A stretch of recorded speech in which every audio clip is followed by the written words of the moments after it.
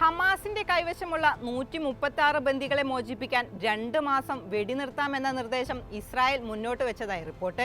ഖത്തറിന്റെയും ഈജിപ്തിന്റെയും മധ്യസ്ഥതയിലൂടെയാണ് ഹമാസിന് മുന്നിൽ ഈ നിർദ്ദേശം സമർപ്പിച്ചത്. ഇതാദ്യമായാണ് ഇത്രയും ദിവസത്തെ വെടിനിർത്തലിന് ഇസ്രായേൽ സന്നദ്ധത അറിയിക്കുന്നതെന്ന് ഇസ്രായേലി ഉദ്യോഗസ്ഥരെ ഉദ്ധരിച്ച് അമേരിക്കൻ മാധ്യമമായ ആക്സിയോസ് റിപ്പോർട്ട് ചെയ്യുന്നു. അതേസമയം പൂർണ്ണമായ വെടിനിർത്തൽ എന്ന ഹമാസിന്റെ ആവശ്യം ഇപ്പോഴും ഇസ്രായേൽ അംഗീകരിച്ചിട്ടില്ല. അമേരിക്കയുടെ സഹായത്തോടെ പുതിയ കരാർ തയ്യാറാക്കാൻ സാധിക്കുമെന്ന പ്രതീക്ഷയിലാണ് ഇസ്രായേൽ എന്ന് കഴിഞ്ഞ ദിവസം ഇസ്രായേൽ മാധ്യമങ്ങൾ റിപ്പോർട്ട് ചെയ്തിരുന്നു. ബന്ദികളെ മോചിപ്പിക്കാൻ സാധിക്കാത്തതിനെതിരെ ഇസ്രായേലി സർക്കാരിനെതിരെ നടക്കുന്ന വ്യാപക പ്രതിഷേധത്തിന്റെ പശ്ചാത്തലത്തിലാണ് പുതിയ നിർദ്ദേശം വരുന്നത്.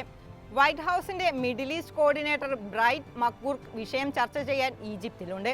കൂടാതെ ഖത്തറുമായും ഇദ്ദേഹം ഇക്കാര്യം ചർച്ച ചെയ്യുമെന്നാണ് പുറത്തുവരുന്ന വിവരം.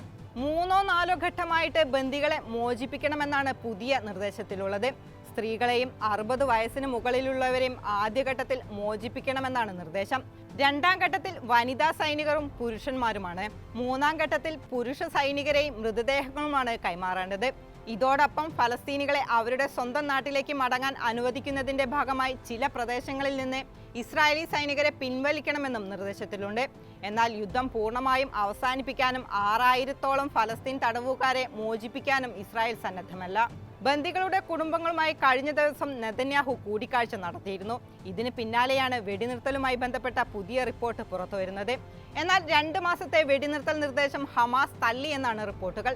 ബന്ദിമോചനം ഉറപ്പാക്കാൻ ഫലസ്തീൻ തടവുകാരെ കൈമാറി 2 മാസത്തെ വെടിനിർത്തൽ എന്ന ഇസ്രായേൽ നിർദ്ദേശം സ്വീകാര്യമല്ലെന്ന് ഹമാസ് അറിയിച്ചതായി ഈജിപ്ത് അധികൃതരെ ഉദ്ധരിച്ച് അന്താരാഷ്ട്ര വാർത്താ ഏജൻസി റിപ്പോർട്ട് ചെയ്യുന്നു.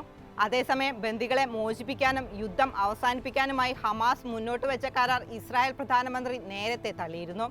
ബന്ദികളെ മോചിപ്പിക്കുന്നതിന് പകരമായി ഇസ്രായേൽ സൈന്യത്തെ പിൻവലിക്കുക, തടവിലുള്ള ഫലസ്തീനുകളെ മോചിപ്പിക്കുക, ഗസയിലെ ഹമാസ് ഭരണകൂടത്തെ അംഗീകരിക്കുക തുടങ്ങിയ നിർദ്ദേശങ്ങളാണ് ഹമാസ് മുന്നോട്ട് വെച്ചത്. എന്നാൽ ഹമാസിന്റെ കരാർ അംഗീകരിക്കുന്നത് ഇസ്രായേൽ സൈന്യത്തിന്റെ ശ്രമങ്ങളെ പാഴാക്കുന്നതാണെന്നാണ് നെതന്യാഹുവിന്റെ നിലപാട്. എന്നാൽ ഹമാസ് ബന്ദികളാക്കിയവരെ തിരികെ ലഭിക്കാൻ ഗസയ്ക്കെതിരായ ആക്രമണം അവസാനിപ്പിക്കണമെന്നാണ് ഇസ്രായേൽ പ്രതിപക്ഷ നേതാവ് യായർ ലാപിഡിന്റെ നിലപാട്. ഹമാസിനെ ഉന്മൂലനം ചെയ്യണമെങ്കിൽ ആദ്യം ബന്ദികളെ പുറത്തെത്തിക്കണമെന്നും ലാപിഡ് പറഞ്ഞു. നിങ്ങൾക്ക് ഹമാസിനെ ഉന്മൂലനം ചെയ്യണമെങ്കിൽ ആദ്യം ബന്ദികളെ പുറത്തെടുക്കണം. എത്ര വേദനാജനകമായാലും ഏത് കരാറിനും പൂർണ്ണ പിന്തുണയുണ്ടെന്ന് താൻ നെസറ്റിലും പ്രധാനമന്ത്രിയോട് വ്യക്തിപരമായും പറഞ്ഞിട്ടുണ്ടെന്ന് ലാപിഡ് പറഞ്ഞിരുന്നു.